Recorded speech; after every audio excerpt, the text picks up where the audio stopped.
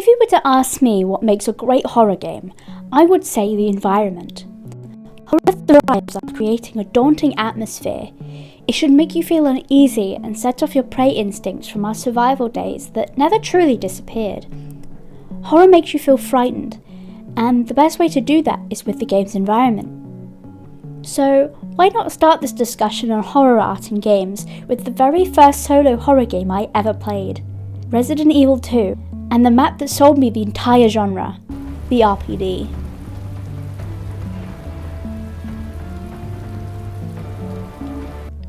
Resident Evil is a franchise that needs very little introduction.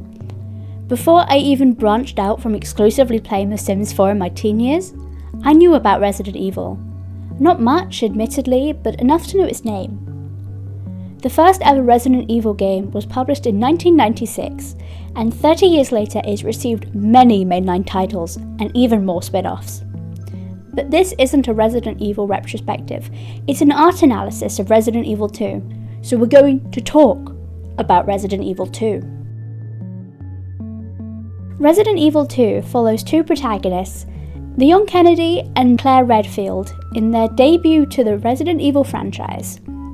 Both are heading to the Raccoon City Police Department, or the RPD for short, for their own reasons. Leon was due to start as a new police officer in Raccoon City, but was told to stay away. Curiosity got the better of him, and he came anyway, or at least in the remake. I much prefer the version where Leon just gets drunk the night before, and that's why he didn't make it on time. It's so stupid and I love it. Claire, on the other hand, is heading into the city in search of her brother, Chris Redfield, a member of the Special Tactics and Rescue Service, or STARS for short. He has gone completely radio silent, and Claire just wants to find out if he's okay. The two meet up in a petrol station after a bizarre encounter with zombies? Raccoon City seems to be infested with zombies of all things. Not a typical city infestation, I won't lie. I think I'll stick to rats.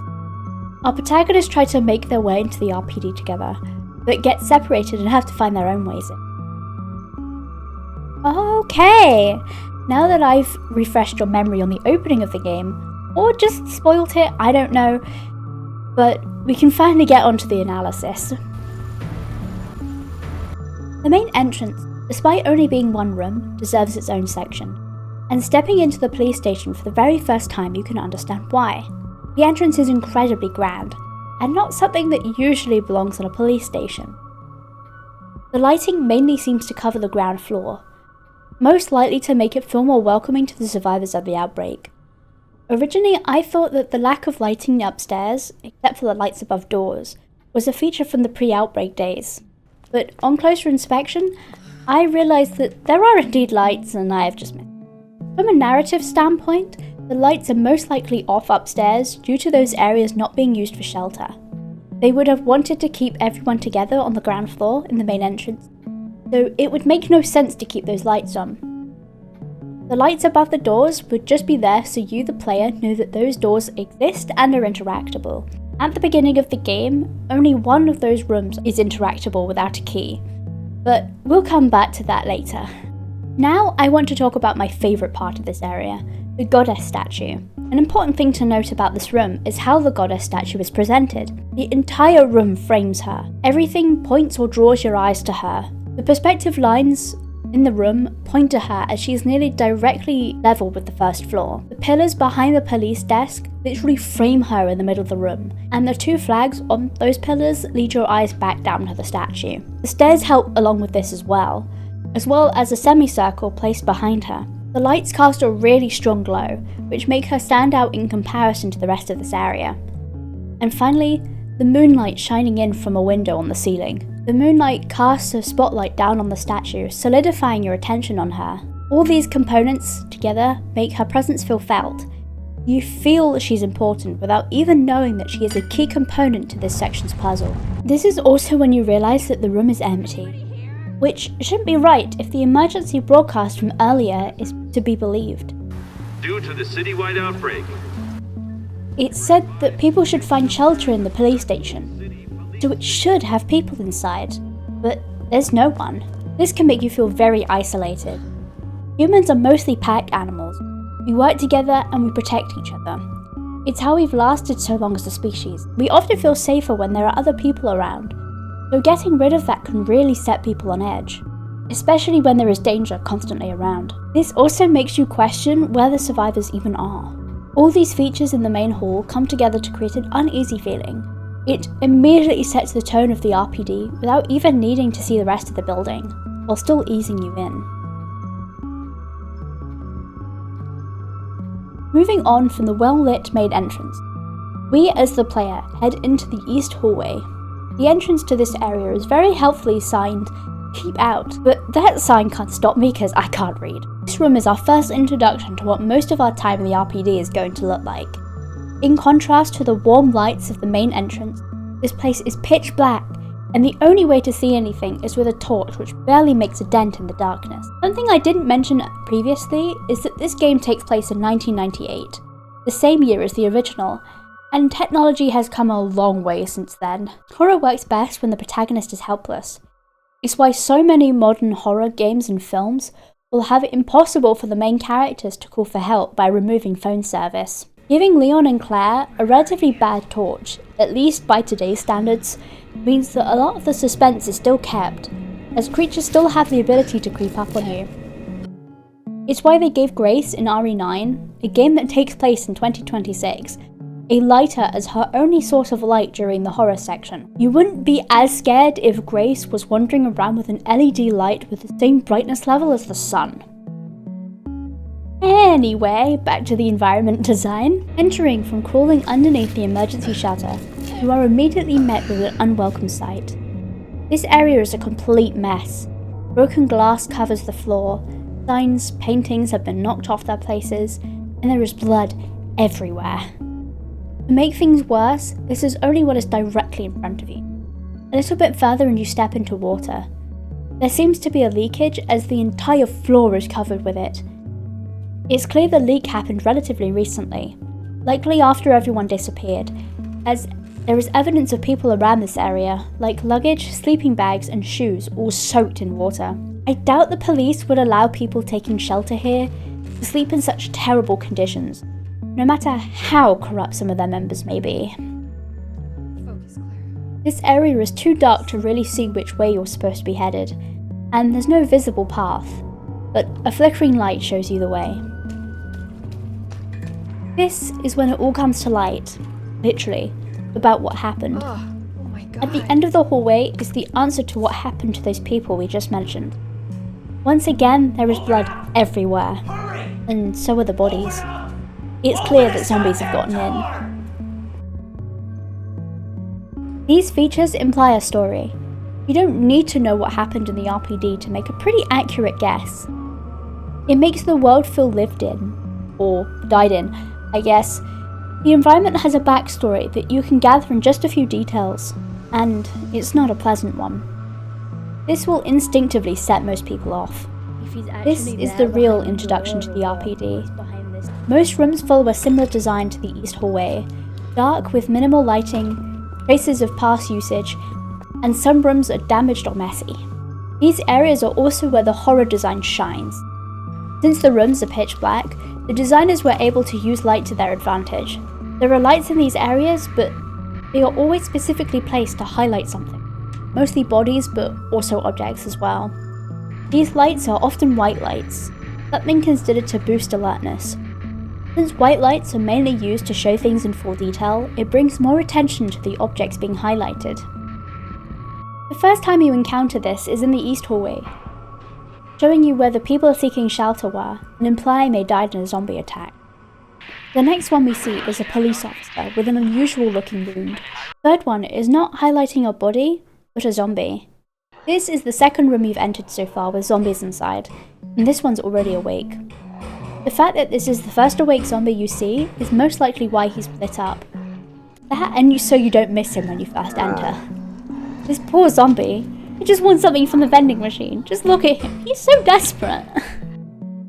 The final case of lighting is also my favourite one, and I'd like to talk about it in more detail. This room is dark, darker than most, and despite having the windows lining one side of the hallway and our torch, it still can't light it up. Said windows are smashed, allowing for the wind and rain to get in, creating mist that is most likely the reason why the hallway is so dark, as light just can't really penetrate through it. It's pitch black, and the main source of lighting in the room is positioned in the middle of the room facing us, meaning that the hallway behind it is completely obscured. The light is lighting up two bodies, a police officer nearer to us and another person further back, but they are slightly more hidden. All these elements are there to distract you from the very real threat hanging not too far from you. The introduction of the liquor and the first zombie in the petrol station rely heavily on their environment to be successful. Both take place in dark areas where the monster is hidden from view for most of their intro. Both monsters have their initial strike when they are still covered in darkness. For people that haven't played Resident Evil before, it creates a moment of curiosity and horror about what this creature is and what they've just witnessed.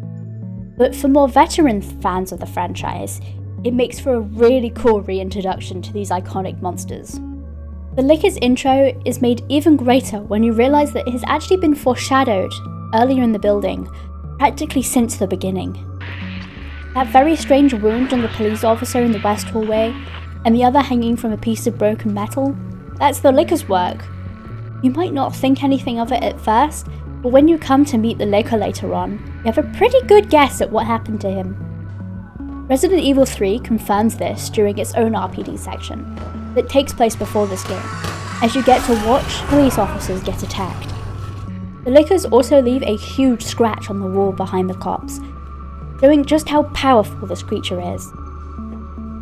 This sets up the player to guess that there is something in the building much more powerful than the zombies, making it so you're never truly safe. Well, except for the fact that Liquors seem to have a phobia of doors and can't seem to go through them. That's more likely there so you can actually escape them, as Liquors are much more faster and deadly than zombies. I think if Liquors could follow you throughout the building, a lot more players would get stuck, including me. Shortly before its introduction, you also actually get to see a Liquor crawling across a window, and glass breaking can be heard. You don't get much time to process what happened though, as the creature is incredibly fast and barely lit. This sets up the Liquor even more without fully giving away what it actually is. A little bit of a teaser as to what's to come. Something that is important to mention is that humans are incredibly adaptable. You can put a human in almost any situation and they will find a way to survive. Unless of course you chuck them down a volcano or something. And since this is a game and not real life, your brain is going to adapt to your new environment very quickly.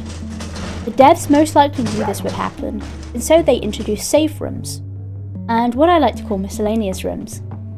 Since these rooms technically have different functions, I will talk about them separately.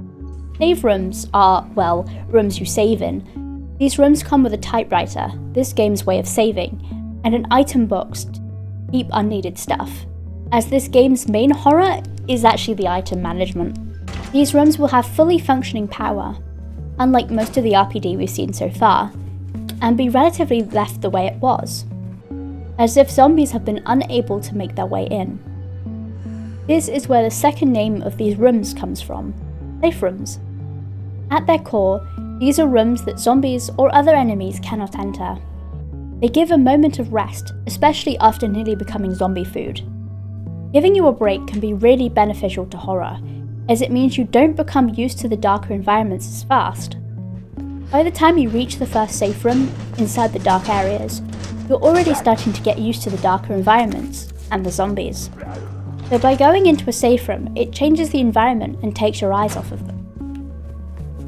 This can cause players to be scared to return back to the main part of the RPD. Humans can't see well in the dark, so stepping back into the darkness is not something we're very willing to do. Especially when we know that there are zombies right around the corner, and we've just taken our eyes off of them. This would naturally make first-time players nervous, and that fear will follow until they know for a fact that they are safe, near where the next safe room will be. Rinse and repeat. However, it is important to note that not all safe rooms have a typewriter, and just because a room has a typewriter in it doesn't mean the room is actually safe. Now we are moving on to miscellaneous rooms. These are rooms that don't fall under the safe or save room umbrella, but these rooms have similar qualities to them that I'm putting them in the same section, mainly the lighting.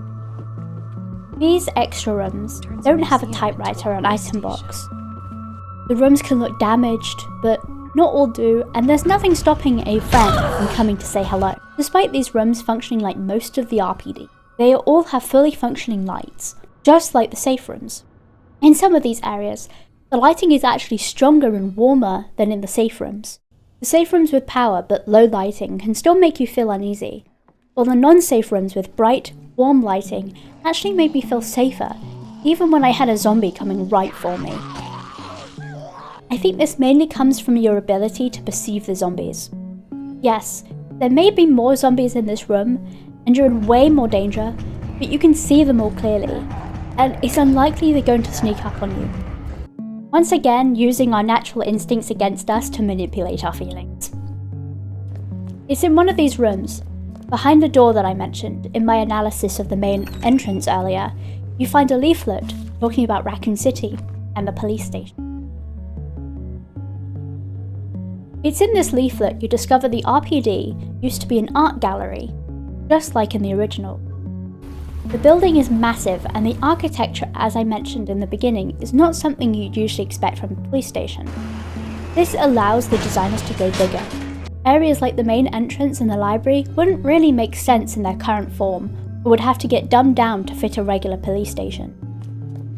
The designers weren't trapped in having to make it look like a police station completely, so some areas look renovated to fit the needs of a station, while also blending in areas of the more visually interesting former gallery. The puzzles also benefit from the RPD being a former gallery. If it had just been a regular station, you could severely limit the number of puzzles you could do that aren't the same safe or locker puzzle.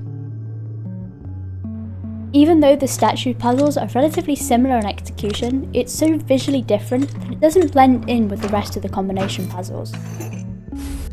The jewel puzzle in the art room wouldn't make much sense either, as I don't really know many police stations would have broken statues laying around, especially one that's hiding a key to unlock their elite police force's armory. The fact that the RPD was once an art gallery doesn't make much of a difference when it comes to the horror aspect, but it does explain why the building is so large. It also gives the RPD a backstory, which it makes it feel like the city existed well before the game started. The building is also really well designed. At the beginning, you are very limited to where you can and can't go. It slowly introduces you to different areas of the building once a new form of progression has been found. You start off with only being able to open 2 doors. Once you meet Marvin, who gives you a knife, you can then open another door, which leads you to discover a key. This continues until you're able to unlock the whole building and can roam freely. It creates a great sense of accomplishment, as backtracking becomes less and less as you unlock new areas, while also letting you get used to the building's layout as you're going to need it in your second playthrough. In your second playthrough, the building remains the same, but your pathing is not, and monsters have different spawns. This can throw people off as the RPD is not the same as how you remember. So while you know the monsters are inside, you don't know where they are, which will obviously throw people off the first time they encounter these new spawn areas. But this is where I leave you. I hope you enjoyed this new type of video that I'm experimenting with. Right now I'm trying out new ideas for long form videos, so everything is subjected to change, but that doesn't mean that I won't necessarily be making more videos like this. I hope to see you around. Bye bye!